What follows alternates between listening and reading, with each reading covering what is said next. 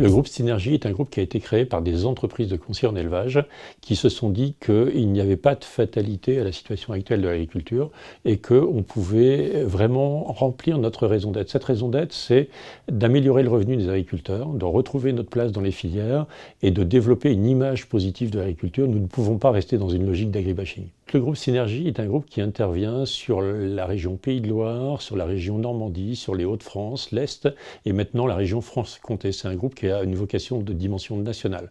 Nos métiers sont la mesure de la performance, sont le métier de l'analyse et le métier du conseil.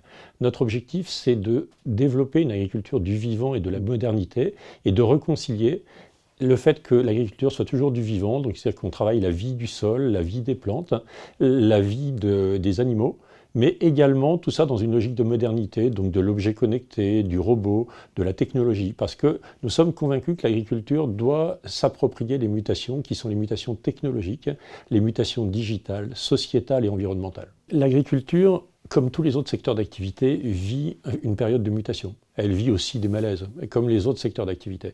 Et nous avons décidé de ces périodes de mutation d'en faire une opportunité, là où certains peuvent peut-être penser que c'est les plus grandes menaces.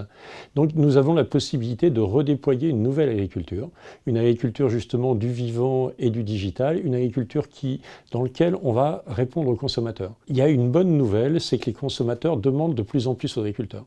Dans la filière laitière, ils demandent du non-OGM, ils demandent du lait de pâturage, ils demandent du bas carbone.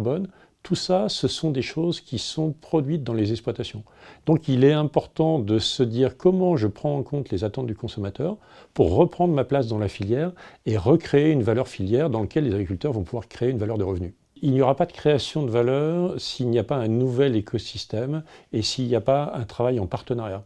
Aujourd'hui, les gens seuls n'inventeront pas la suite de l'histoire. Donc nous avons décidé de travailler avec Sophie Protéol. Le premier dossier qui nous a amené à travailler ensemble, c'est le dossier Medria.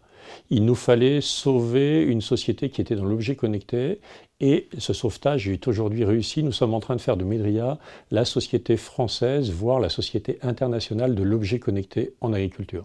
Donc bonne nouvelle, les choses sont bien lancées.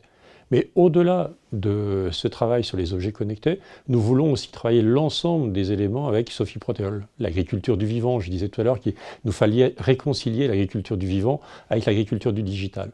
Qui mieux que Sophie Protéol, qui a l'expérience à travers la filière oléoprotéagineux, pour nous accompagner sur les filières animales, les filières laitières et les filières de la viande bovine.